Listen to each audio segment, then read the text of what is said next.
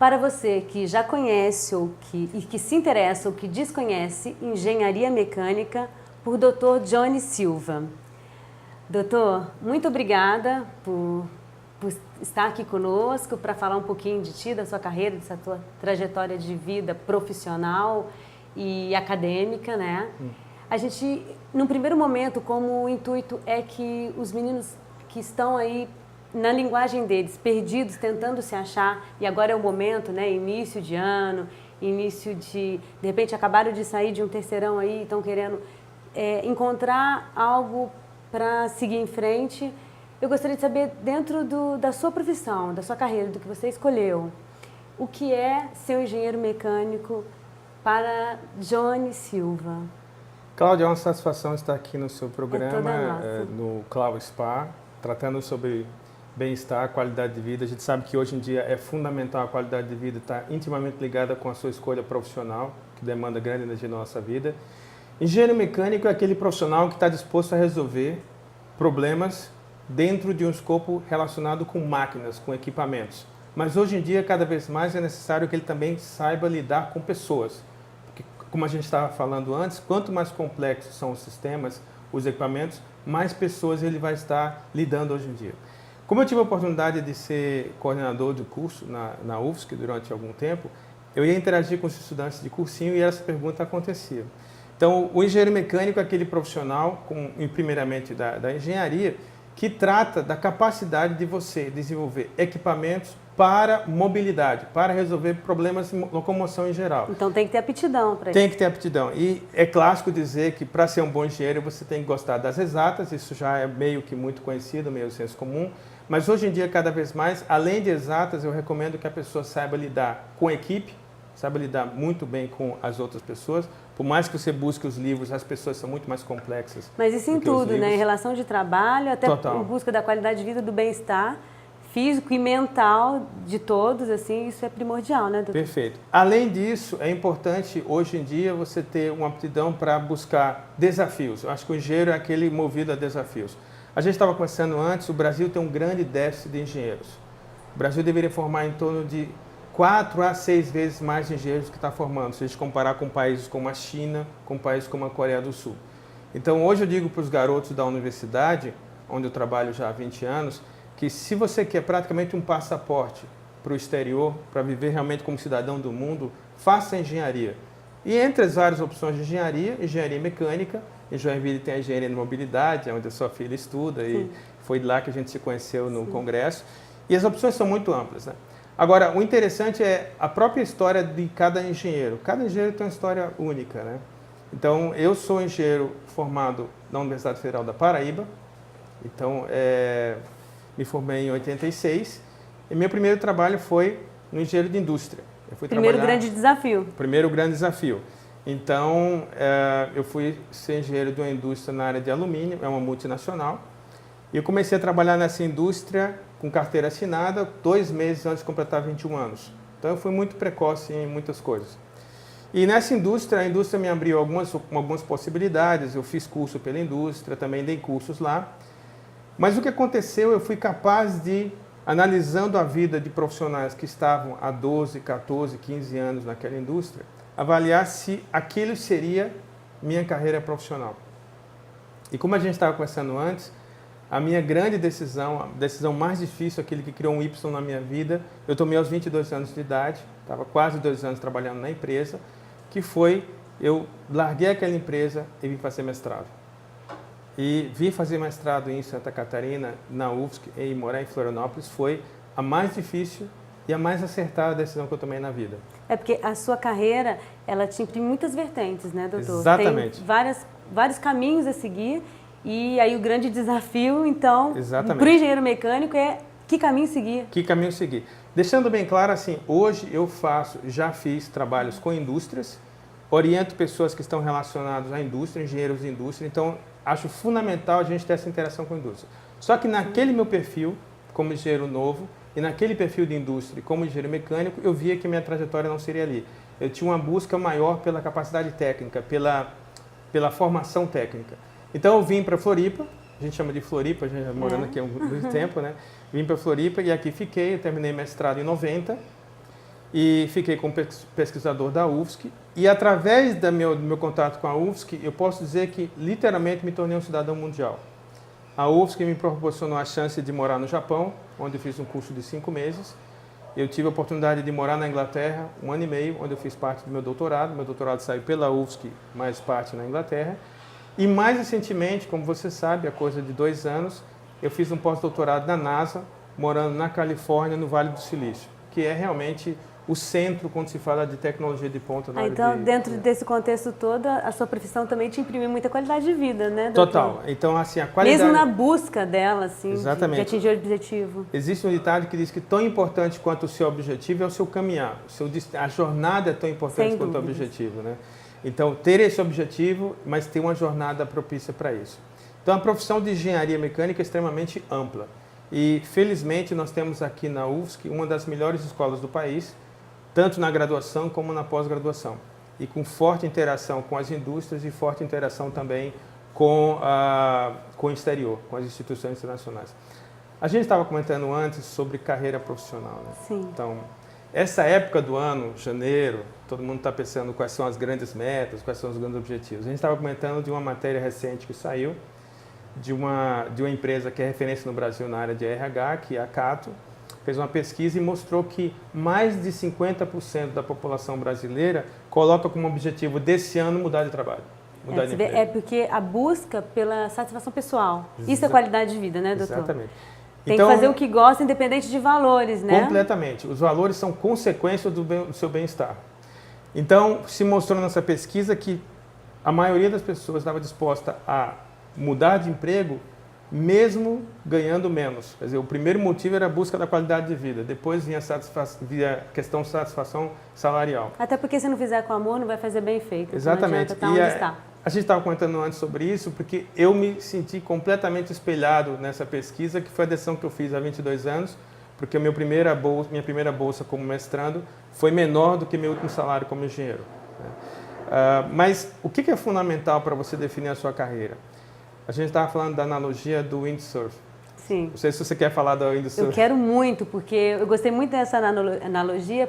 Prestem atenção que vocês vão ver que é bem o foco do que a gente está querendo levar até vocês. Então, assim, eu tive a oportunidade de praticar um pouco de windsurf em Floripa, e a gente está aqui numa cidade maravilhosa, que é cheia de praias e a lagoa, etc. 2 lagoas, inclusive. E eu fiz um curso de windsurf alguns anos atrás. Eu estava pensando sobre o windsurf e plano de carreira. Então, quando você vai praticar o windsurf, seu primeiro grande desafio é subir na prancha e ficar em pé e equilibrado. Para isso, você precisa parar. Você precisa dar um tempo. No planejamento de carreira, você precisa parar para refletir. E reflexão com equilíbrio Exatamente. É totalmente diferente de você parar para refletir e estar em total desequilíbrio. Então, é por isso que eu queria que colocasse e dar continuidade, porque o raciocínio é lógico. Daí o que acontece? Você tem que parar, você sobe na prancha e você fica parado.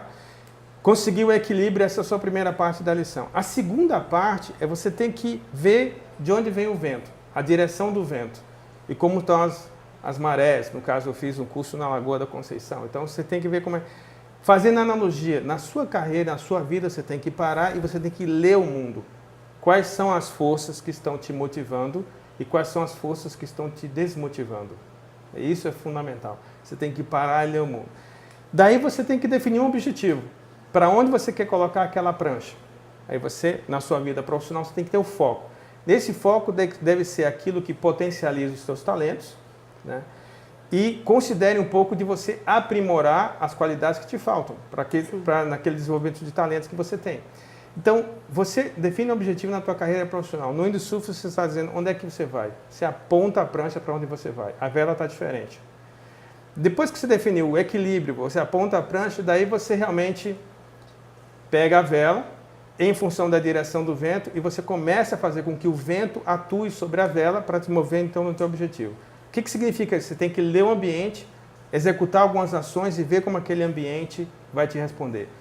Nós temos alguns aspectos da nossa vida que nós não controlamos.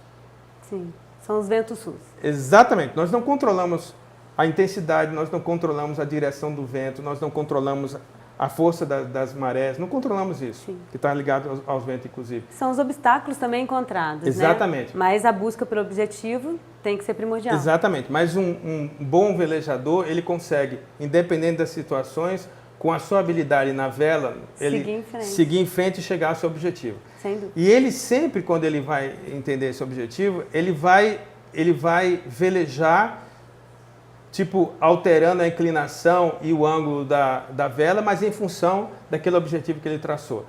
Existe um ditado que diz, se você não tem um objetivo definido, qualquer caminho serve. Isso está até, inclusive, naquele Alice no País das Maravilhas, quando ela encontra, acho que é o coelhinho, né? Então, famoso, né? Então, na nossa vida, o que acontece? Nós temos uma dinâmica de vida que, às vezes, desfavorece a reflexão. Então, parar para refletir é super importante. Desfavorece o planejamento. Então, você tem que parar e fazer algum planejamento. Algum planejamento é melhor do que nenhum planejamento. É porque com o cotidiano as pessoas vão sempre deixando para depois, né? Exatamente. E esse depois nunca tem data. Eu vou fazer, em dezembro eu vou fazer, em janeiro eu vou fazer, e dezembro já passou, e janeiro chegou e você não colocou data. Exatamente. A importância de se datarem as coisas e focar. Super importante, super importante. Focar no objetivo. A gente estava falando rapidamente sobre coaching, e quando se fala disso, eu digo para as pessoas, procurem qualquer calendário de qualquer ano, uma data. Um dia. Um dia. Você não vai achar nunca um dia. Não então, existe um date esse dia que você quer, que é super importante para você definir. Então aí, nessa analogia, você consegue ver que o planejamento de carreira, ele está intimamente ligado com a sua qualidade de vida. Só que tudo parte de uma motivação e de um exercício de uma qualidade que a gente tem que cultivar.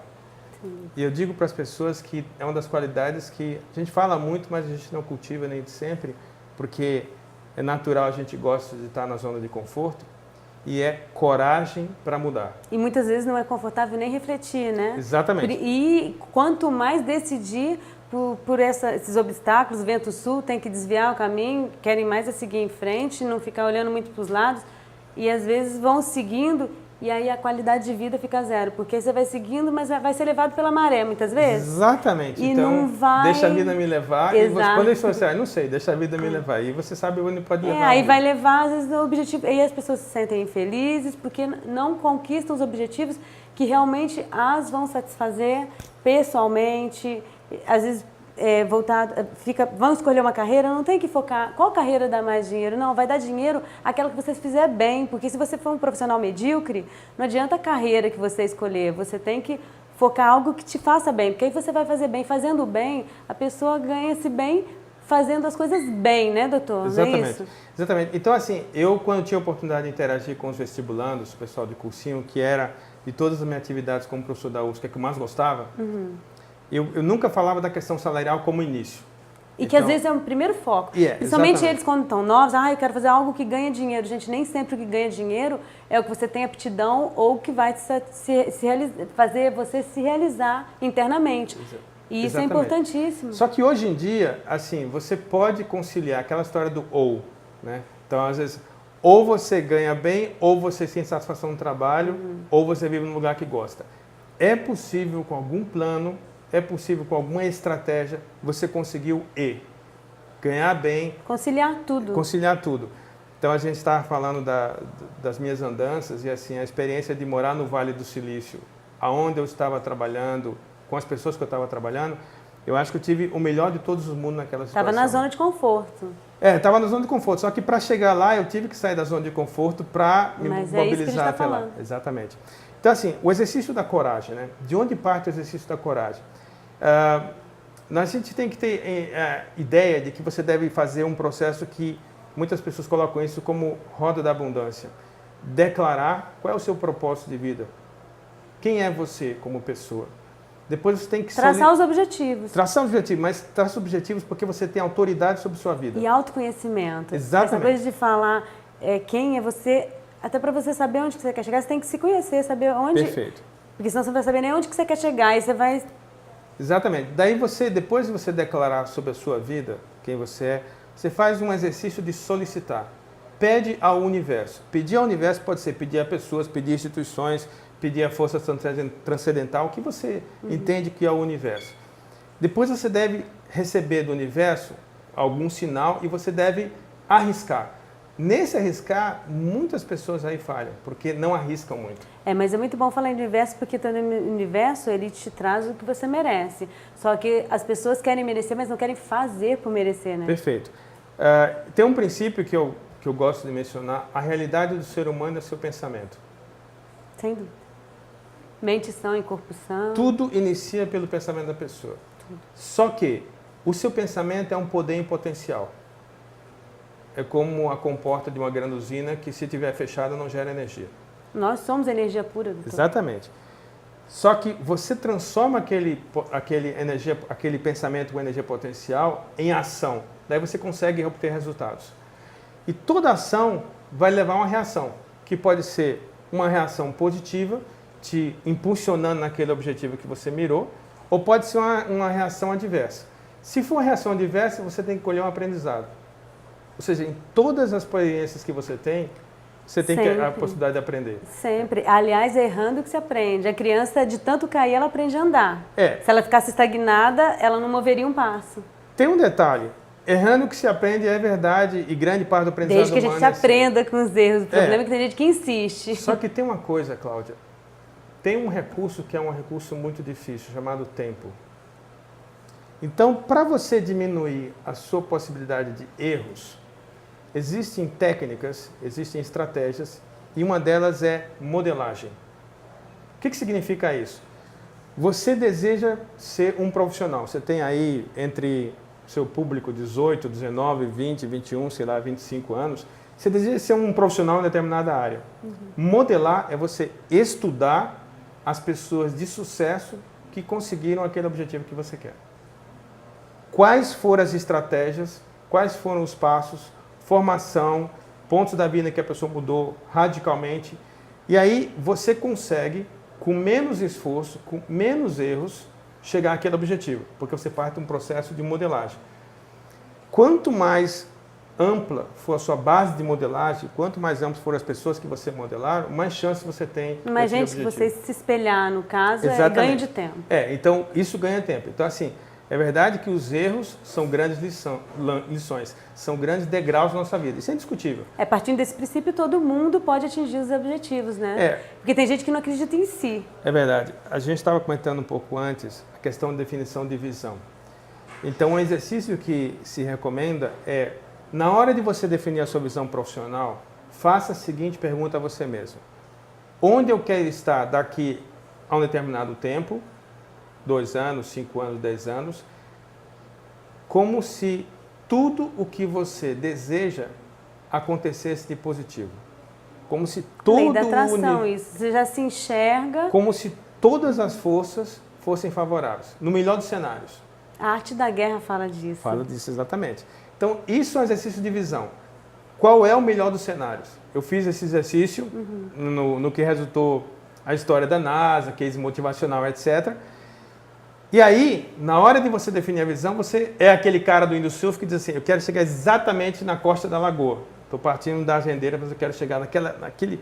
Quanto mais preciso você for, porque imagina que a sua visão é, bom, mais ou menos eu quero estar entre 3 países, mais ou menos em 3 profissões, então a sua mente vai ficar desgovernada.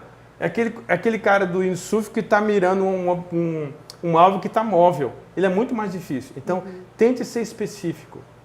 Tente ter mensuração. Quanto mais específico e mensurável for o seu objetivo, fácil de medir, melhor.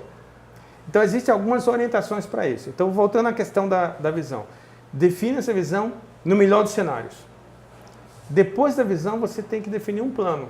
Nesse plano tem ações e estratégias. E aí você deve adotar cenários mais otimistas, cenários realistas, cenários pessimistas, para prever o que chama de contingência.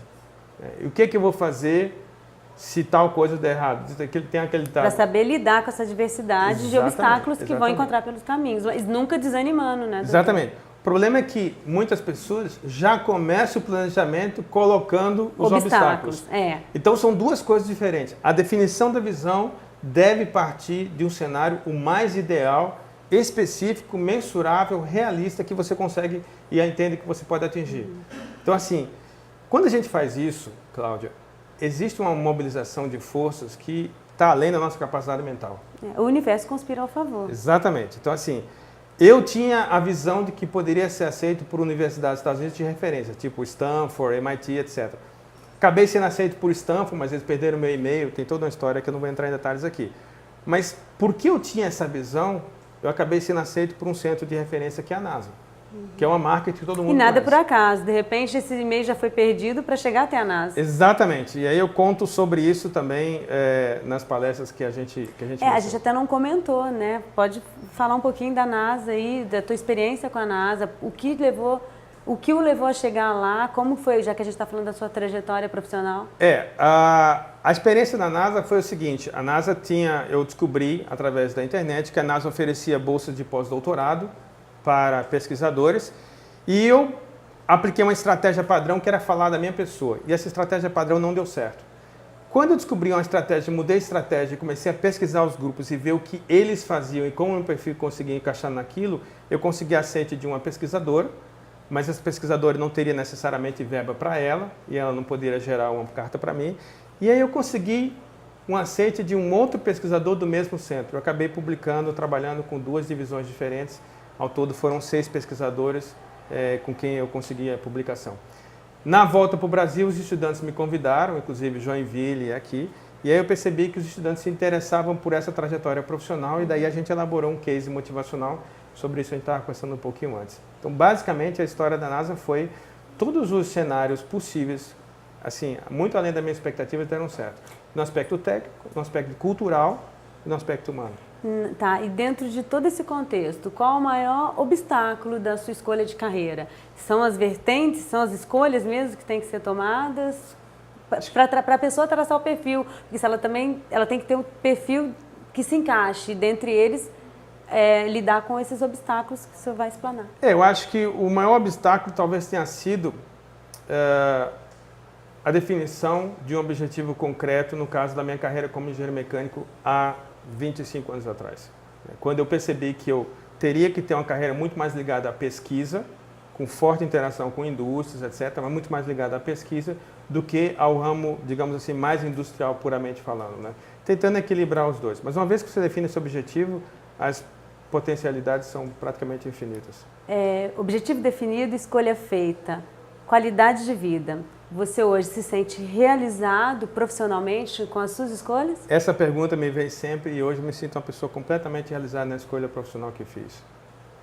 Então você gosta de ser engenheiro mecânico e aconselha aos meninos que estão começando? Eu aconselho pesquisar a história da engenharia, pesquisar a história de diversos engenheiros e veja onde está o seu talento, porque o seu talento é que vai lhe levar aonde você quiser. E está dentro de você.